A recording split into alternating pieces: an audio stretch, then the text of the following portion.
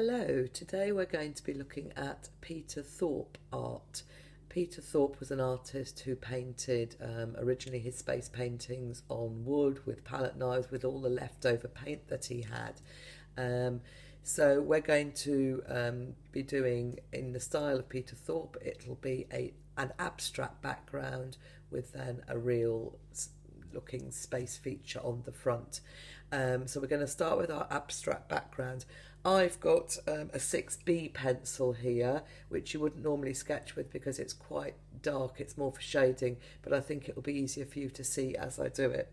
I've got a rubber, just in case, as ever, and I'm going to do mine starting with two pots, round pots, because I'm going to start with having one by here. So we're thinking abstract here, so you can do absolutely anything you like. And then I'm going to have my other one here, and I'm going to overlap it, but I'm actually going to draw and stop once I get to the edge of the other pot. So that's the beginning of my picture. Now I've decided to have some lines coming out of mine here.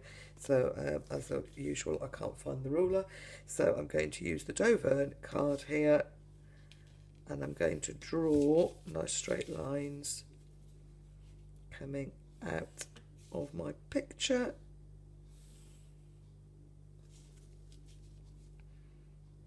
When you're doing straight lines, please use a ruler. There's very few people who can draw a straight line without a ruler. And I'm going to continue these around here. I'm going to put what we call in perspective your vanishing point. So I'm not going to draw through the actual circle. I'm just going to line it up and draw it there. And I'm going to continue doing that to about there, I reckon. So you can see there's the beginning of my picture. Now I'm going to also do some lines coming down from this, almost like a sort of imaginary type planet, I suppose. Again, I'm going to use my ruler to go around the edge. You could do whatever you like. You could do zigzags, you could do circles, anything you like, as long as it's an abstract, so it doesn't particularly look like anything. And then here I'm going to do some wavy lines, and I'm going to make them so they're closer at the top, further out at the bottom. I think you can probably see that. And I'm going to do another one here, but that's going to go behind there slightly, and wavy line to the bottom. Now I'm going to break up my circles a bit for painting. So what I'm going to do is I'm going to make them almost like crescent moon shapes inside them, like so. As I say, you'd be sketching this with a much lighter pencil, but this is just so that you can see. And I'm going to have my crescent moons like that. So now I've got an abstract background, an abstract design that I am ready to start painting. Now, quite often we use the palette paints, and actually I did decide to use these to start with, but when I started I realised they weren't giving me quite the texture I wanted. They looked a bit pale and a little bit flat, whereas I wanted something that looked like it was moving. So what I decided to do was to actually use the Ready Mix watercolours. We are Ready Mix paint. This one is gouache, but the Ready Mix watercolours that come in tubes, and I've put some into my palette. Now, as you can see, I've started to use these because you can see they're a little bit mixed up. So I then am ready to start painting now, so that you don't need to watch me painting absolutely all of this picture. I have already started it. So here is my picture. Now, as you can see, I wanted movement. I wanted it to look like it was moving.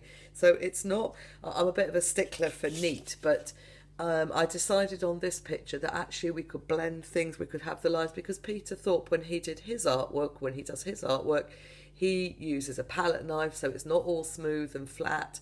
It's a bit lumpy, it's a bit bumpy, and I wanted the fact that things were moving. And you can see I've painted I've started to paint and I've added extra colours in. I've put some red around the edge because I wanted a bit of a hot, fiery look. So I'm just going to continue painting on here to give you an idea of what I mean. So here's my palette and I'm going to come paint this part up here. And the nice thing about these is that you can kind of blend them in together. So I'm going to put sort of a basis of green, and you can see how it's not, you can see the lines of the paintbrush. And then I'm going to put a bit of the blue in, sort of to streak it through over the top. And a bit more blue here, because I want something that looks like it's moving. I've got a white bit here, I'm going to add a bit down here as well. So you can sort of blend them in. And then you can add, maybe we want a bit more blue down the bottom here. It's an abstract piece of work, so it doesn't need to look like anything in particular. And I'm going to just put some more blue down here. Now they're different to watercolours in that you don't want them to be, you don't need too much, they're different to the palette watercolours, you don't want too much water on them. I'm just going to come and work around this bit here. I'm going to mix my colours here, and I'm going to have a bit of green. I've stuck with mainly green, blue, yellow palette, sort of colder colours apart from yellow, but the colder colours, of course, you can do yours however you want.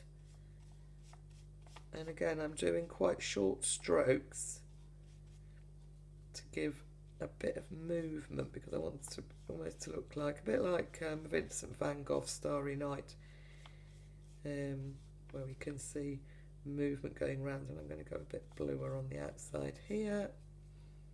It's quite fun. It's quite out of my comfort zone because I do like things to be quite neat, but it's actually quite fun to be.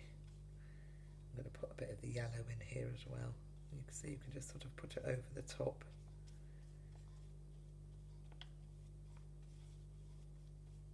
So I am going a bit out of the lines, which normally I'd be saying to you, don't go out of the lines. But I'm not quite so bothered on this one. Okay, so once you have painted everything, all of it, and you're happy with how it looks, and you might decide to go back. As I say, I stuck some red bits round. I'm just looking down here now and I'm thinking this looks a little bit bland down here. So I'm actually just going to put a bit more colour,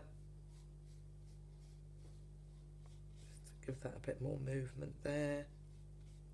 Maybe a bit more blue here. Once you've painted all of it and you're happy with your result, what you need to do then is think about your feature that's going to go on top of it. I'll put that to one side for the moment. So, on a separate piece of card, you need to draw your rocket. Maybe you want to do some planets, maybe you want to do some stars. I'm going to stick with doing a rocket, so it's going to be a fairly sort of standard looking rocket. Round it off a bit here to give it the 3D look, and then we're going to have some flames coming out of our rocket at the bottom here. And I'm actually going to give my rocket some stripes here. I'm doing them round it because I want the rocket to look a bit 3D. So now when I'm painting it, I'm sticking again with my palette of paints here. If I move the rocket over a bit, you can see my paint. So because my picture was mainly in greens, blues, yellows, I want my rocket feature to stand out a bit from that. So I am going to paint it. Let's just choose the right brush. I'm going to paint orange. I've decided I'm going to have an orange stripe here. Now it is quite important to stay in your lines, and I'm painting it going acrossways because I want to give the effect that it's actually got a rounded shape, and I'm going to achieve this if I'm just going to do the edges vertically, but the rest of it is horizontally going across because I want to give it that round shape. And I'm going to do another one up here, another orange panel here, so I'm going to go round and then I'm going to go keep painting along the curved line of what would be the rocket. Straight for the edge, that's fine, but then bring it in.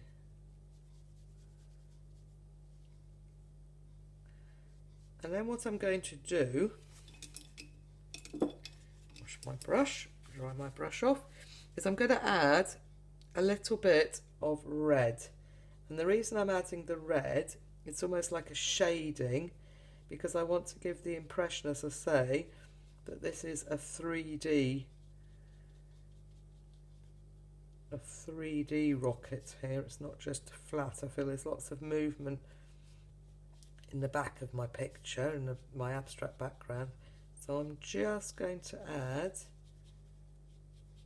not covering all of it, make sure you go up to the edges. We are going to cut this out, so if you go over the edge slightly on the outside bit, it doesn't matter too much. And I'm just going to add that just to give a bit of a 3D look, and I'm going to do the same down here.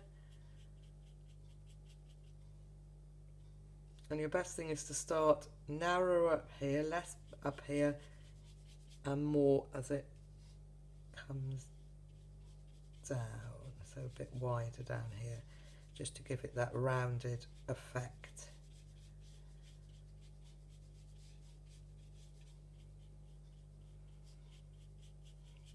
Blend it in a little bit. So it just gives, it looks a little bit more like it's coming off the page, a 3D effect. And then I'm going to paint these parts here in turquoise. I think that's a really nice contrast, opposite colour on the colour wheel. Turquoise, and again, neat edges. Mine hasn't dried quite, but I'm just going to need to get on with it now so you can see it. So neat edges going around. Ooh.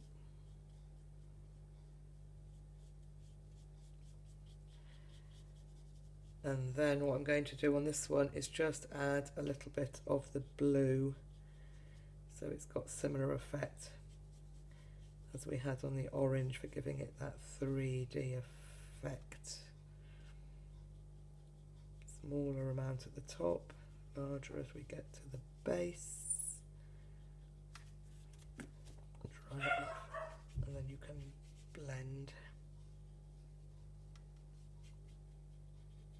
And the same, you'll do the same at the top as well. And then the bottom, I literally just painted, no, you want it to be fire, so it doesn't need to be especially neat. As I say, you're cutting it out. So we're going to have some red strokes. Make sure your strokes now are going down because it's the fire that's coming out the bottom of the rockets. Then you can add some orange into it.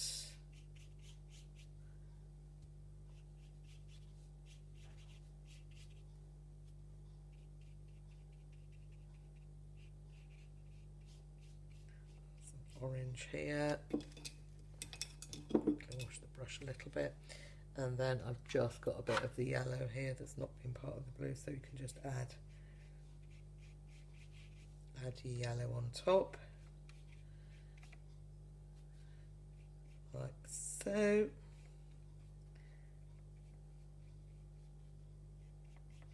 And then you need to leave that to dry. Once that's dry, you need to cut it out. You see I've got one here. What you can do if you want to now with either a black pen or an HB pencil is you could go around your lines, you could add some windows in, and then it's ready to get your picture back again. You've got your picture there. It's then ready for you to attach. It will have ours looking like it's going off to that planet there onto your picture.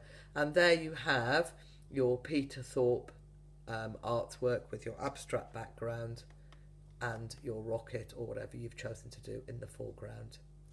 Thank you.